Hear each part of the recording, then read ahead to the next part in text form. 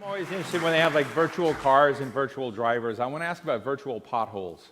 You know, I want to see the project in virtual potholes. Thank you both for joining us. Aaswath, I understand you are a recipient of an ARPA-E grant. For those of you who don't, ARPA is the Advanced Research Projects Agency of the Department of Energy. Is that correct? That's so right. ARPA-E is sort of, you know, getting rid of the defense stuff, but doing it in energy. So I want to stop here. So I'm right. You have a grant, right? So pretend he didn't get the grant. How do you let an applicant know that you didn't? How do you let them down easily when they have an energy moonshot idea?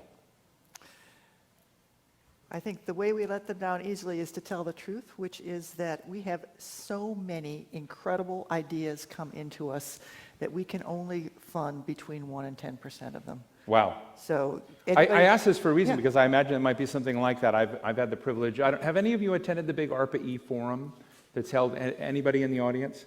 Okay, you need to go. But there are about 3,000 people. They hold it in National Harbor. It's a huge fair of the sort of best and brightest minds in energy. I assume you're going to be there. I'm going to let you talk in a moment. But it is a massive fair, and you know, it made me think, when you're trying to fund a moonshot in energy, do you fund a lot of folks or a few folks? We do a portfolio approach. So what we do in ARPA-E is we're looking to accelerate some innovation. We generally look at a certain set of goals, and then we go out to the community and say, bring us in your proposals to meet this set of goals.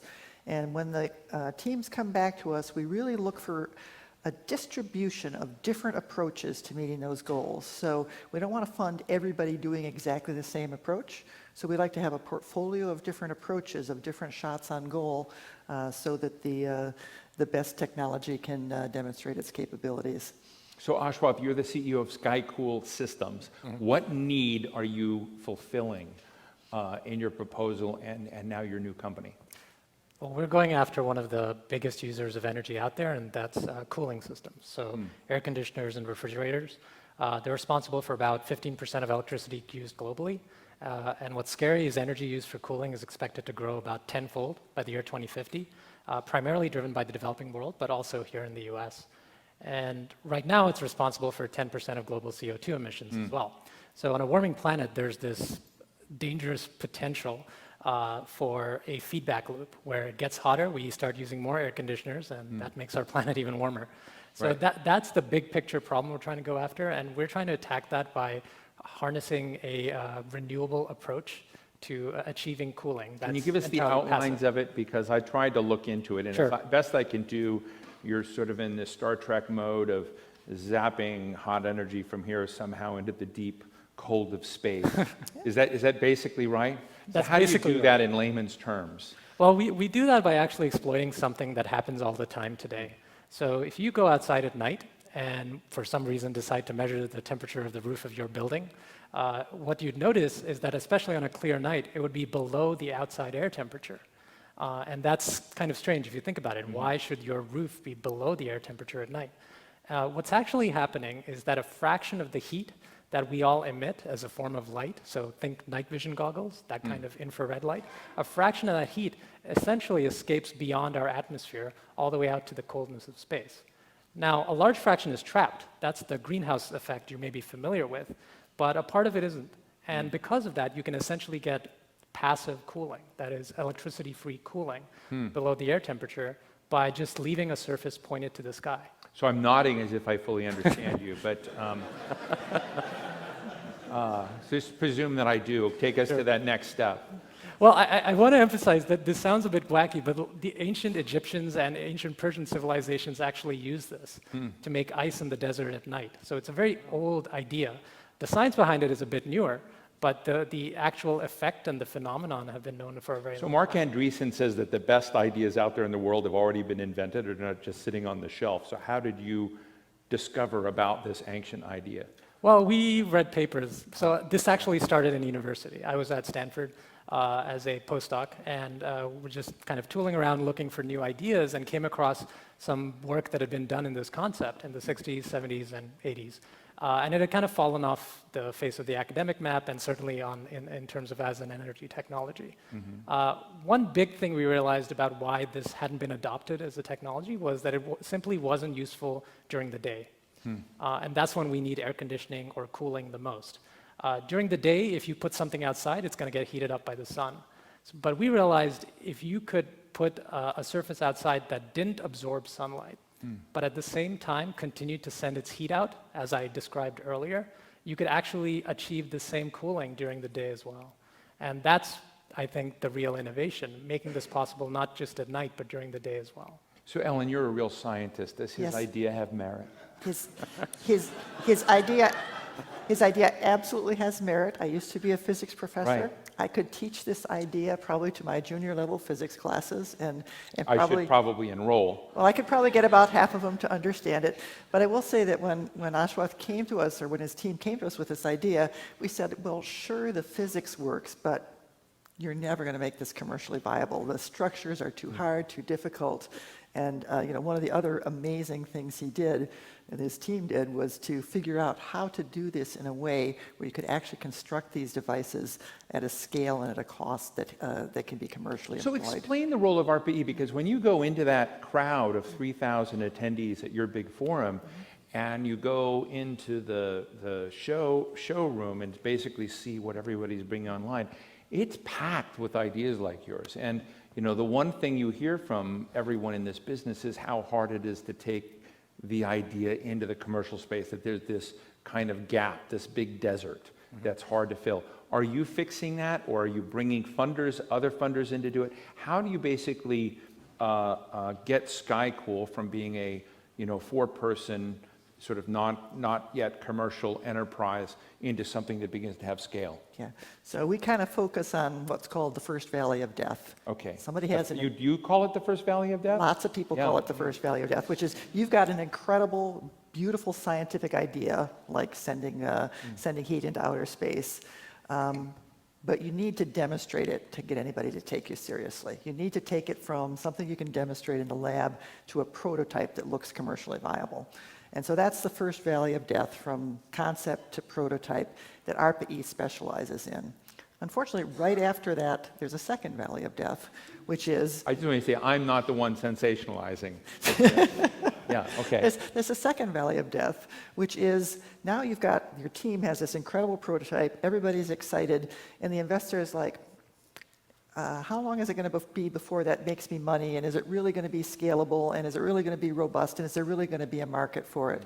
And so we encourage our teams from the first day they start with us to be thinking about that second valley of death and preparing to go out and attract private sector investors. So we're always looking to help our teams find the private sector or other government investors who can help them then carry the project forward through the next valley. Which valley are you in right now? We're in between that first and second valley. Yeah. Ah, how's it feel? Oh, it's good. We're not in a valley, right? So we're in between. No, but let me ask you, there's a lot of folks out there that look at the role of government agencies or players in this field as inefficient, and to just leave everything to the market space. Let Darwin's rules and Darwin's order take care of things. I'm sure you've heard this from critics of ARPA-E funding and whatnot in the past. What's the best response you have for what the difference is between what you've been able to document and generate versus a hypothetical world in which the government backed off and just let the marketplace and everyone's dollars chase the best ideas? Yeah. Well, I think the basic idea is that government should do what government does well, and the commercial sector should do what it does well. And the commercial sector doesn't do well with long-term risk. So very early stage technologies have a very high risk of not coming to fruition. So as I said, we do a portfolio approach. As a government agency, we can take the risk of funding 10 different approaches in the expectation. Now, we're seeing it that about 2 of them are really going to wind up shining.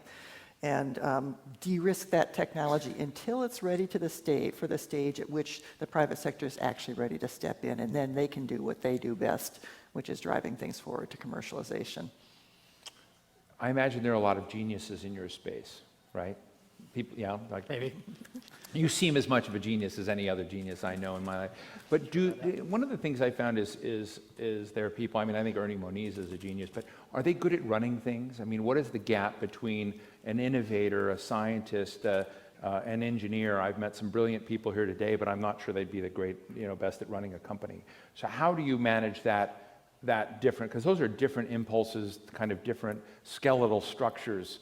Do you give counseling on how to run a business? Well, we were, and Aaswath can probably attest to this, part of our funding is very closely focused on not just developing the greatest technology. So our mantra is, if it works, which means, can you develop a really great technology? And then the second part is, will it matter? Which means it's got to be have the potential to go out there and be picked up by the commercial sector. So every one of our teams has both a technical mentor, a program director, and a commercialization mentor, a commercialization advisor, who work with them right from the beginning. So at the beginning we say, okay, first quarter, you're going to do a techno-economic analysis and figure out how much this device is going to cost and what the comparable costs are for other products on the market. And then all the way through, we're kind of upping the pressure on doing that assessment, doing customer discovery, understanding the market, so that at the end of 36 months of funding from us, they're ready to go out and really... Did you understand all of that? Yep, of Yep. course. Really? So how good a CEO are you? That remains to be seen. I see. I think the most important thing at this early stage for us is customer contact, for lack of a better word, which is getting out there as early as possible. And we started doing this years ago. And even while we were in the university setting, figuring out who actually cares about this, why they'd care, and how much they'd care. Would they be willing to actually buy a product?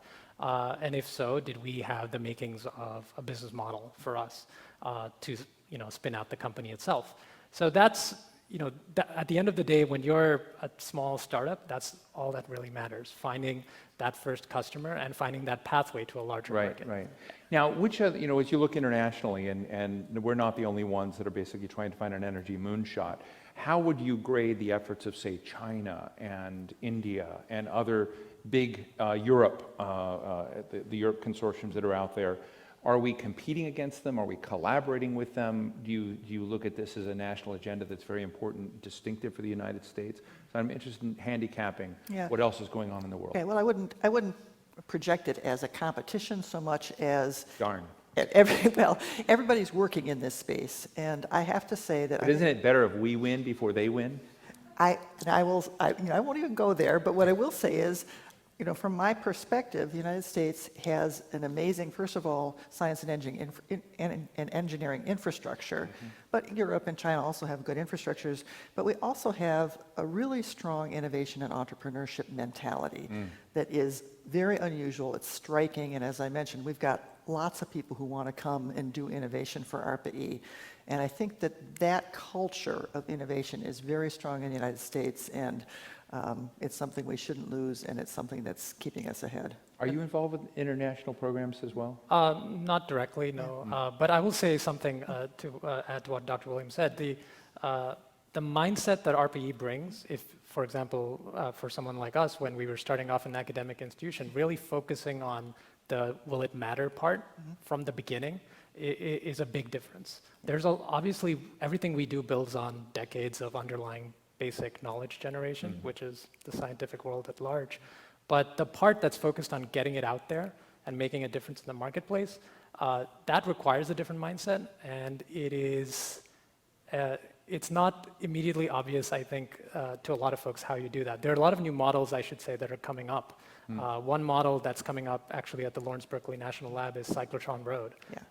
Say it one more time. Cyclotron Road. Okay. And it's a program that I think shares a lot of people and spirit as well with how ARPA-E approaches taking technological leaps to the marketplace and really thinking about how this can find its foothold in the marketplace before growing to make attacking that much broader vision you might have. I want to go to the audience in a moment, but I want to give you an opportunity. His grant is safe, right? He's protected. There's nothing he can say that can really bring your wrath down upon him. No. So if there was something the government could do better than it's doing now for you, what would it be? What's missing in the relationship with ARPA-E or with your funders? Well, to put it diplomatically, I would say the big difference between government funding and kind of traditional investors is that there's just a lot more paperwork and forms, and that's inevitable. I had no idea what he was going to say. Yeah, a lot more paperwork. And it comes with a lot of advantages, and we are taking public funds, so that is entirely legitimate. But as now an entrepreneur, that is something you weigh. as to how much, because it's a big time investment to actually go after government awards, and your chance of success is often pretty low on any given one. And Ellen, just one quick thing, because again, I'm interested in this relationship of how you say no to people. Yeah. Do you go through a process where eventually you wean grantees away and just say this is not looking promising, you're done? Or do people become very dependent upon an ongoing relationship with ARPA-E and the government that it's hard to get them out of the ecosystem? No, our grants are 3-year grants. Okay, they're 3-year grants. Okay, so they're gone no matter what. Our teams come in with the full expectation that we are asking them to drive their technology through to a successful endpoint in 36 months. And at that point, we hope they will fly away What's from been your this. best success? Oh boy, we've had a lot of great success. Well, this is a great success. Well, he's still growing. He's okay, yeah. between valleys. How I about know. somebody that's made it past the second valley? Okay, so we have okay. I should have brought my impact book here. We just did a first-year assessment. We've got plenty of teams actually that have gotten to the point where they are starting to have products on the market. One really cool one is a company called Smart Wires, and they developed a way to reroute the electricity in wires, electric power system grids. That may sound trivial to you, but today we have a situation called congestion where in the electric power grid, there can be lots of cheap energy in one state and one state over. You can't get the energy from where it is to where the people need it, and the people over here are paying for much higher priced energy. And the silly reason is that it's very hard to redirect the electricity to flow at different So points this on the solves grid. surges. So this solves surges, and it redirects electricity from where it is through the wires that are available at the time to where it's needed. The situation now is as if they said at the beginning of each week, here's how many cars are going to be allowed on each road at each moment of the day, and we're not changing whether it's rush hour or Friday or Saturday or anything. So this new technology is changing that. They've worked with Tennessee Valley Authority, they've worked with Southern Company, and they've got products on the market. I just want to say I feel really good about this because I understand what she just said. Oh, good. Let me go to the audience. We've got some time for questions and comments from those of you who are out here. This is fun. This could be fun. We have someone over here? Yes. I'm Aaron Shieldhouse. I'm an international business lawyer, and one of the issues that my clients frequently come to me about is if I go to an organization like yours, how am I going to protect my invention, my vested interest, all the research that I've done, and not have it stolen away from me? So we usually deal in non-disclosure agreements, but I'd like to have your perspective on this. Great question. Intellectual property protection. Yeah, so protecting trade secrets is a huge and important issue for us, and so we're very, very careful about how we handle information that we're given, and all of our teams own their IP free and clear. We do not take any equity in their intellectual property. And does their intellectual property in any way flow through your engine so that if you're hacked, they can be copied, or does it remain with it is not a trivial question. I think it's really, really important. But in terms of that innovation, that secret sauce of whatever's being generated, the protections remain with the client. I assume, right? Protections retain with the client. The right to what they do with their technology after ARPA-E funding remains with the client.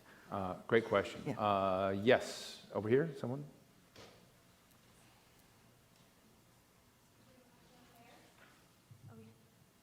Right here. Yes. Hi, I'm Charles Burhan from Chicago. I'm Hi, an Charles. insurance lobbyist. Is there a secondary market if DARPA has an inventory of projects which have not reached the point where you're going to fund them, or for whatever reason there's a breakdown year 1 or 2? It strikes me there's an inventory there to create a secondary market. Oh, that's so interesting. So ARPA-E, we'll say, because DARPA may have its own thing, but I'm not going to put you into it. Yeah. But yeah, so for the the market for the second best, Yep. is there one? I think there could be. We have to be very careful because, of course, the proposals that come to us belong to the proposers. So we have had people come to us and say, we would love to engage with your second market. We haven't gotten very far in those, your second tranche. We haven't gotten very far in those discussions. But if we were to do something like that, it would have to be with the full knowledge and consent of the people who wrote the proposals in the first place. I love that idea because I'm sure many of you heard John Liu, who's the head of KAUST today, and last night he was talking a little bit about the usefulness of previously useless ideas. Yeah. That sometimes useless ideas can sit on the shelf for a while and not have market value in the near term, but later many of the innovations we're seeing today was built upon research that was done 30, 40, 50 years ago. In your case, 20 or 30 years ago, 40 years ago. And so I'm wondering whether or not you are creating a bank, if you will, of accidental basic research, right? Because basic research investment is declining. But whether or not you're ending up in these kind of what this gentleman called the second best, whether that ends up becoming a pool of basic research that's consequential. Certainly, I mean, not all of our projects come out and are commercializable, but what they create in terms of knowledge delivery is very valuable because they generally publish and inform the community. So in that sense, there's a real benefit. I'll just jump in. Yeah, sure. One observation I've had is people, when you prepare a proposal for an agency like ARPA-E, it's actually quite an undertaking. Yeah. You might actually do substantial work that's in and of itself and a publication. So it's not uncommon to have publications that came out, even if they didn't get funded, it still added to the body of knowledge that's out there, if not patents being generated as well. Yeah. That's great. Yes. Hi, Brent Schraberg from Hi. WRD. Big fan of ARPA-E. We used to work at Clean Energy Trusts. You guys were a big supporter of ours. Yes. My question for you is this. Do you feel like we're limited by technology today? To fight climate change, to fight sustainability, do you really think that technology is our best answer? That's great. So with talking climate change sustainability, do you think technology is the barrier, or I'm going to say, are there other constraints is that right? Okay. Yeah. Okay. So I think technology by itself is not the barrier, but technology combined with policy is a nonlinear combination. So policy by itself can help address climate change. Technology by itself can help address climate change, but technology and policy together, nonlinear, much bigger effect, and that's a really interesting paradigm. And I'll also add to that new business models as well. So, for example, in the energy efficiency space, a lot more technologies are now being financed instead of having high first cost to the customer. And that's a big deal. And that'll speed up the adoption of a lot of technologies as well. And making that more common and familiar to both investors and customers. So I want to get out of the tech area for a minute, but when you look at COP21 and you look at the sort of worries that everyone has about whether what was committed to there actually slows warming significantly, everybody I know says, no, it doesn't. We're still going to cook. And so when you look at the range of technologies out there, is there anything that gets us so substantially far? Are there strategic leaps in this business that begin to help solve that equation?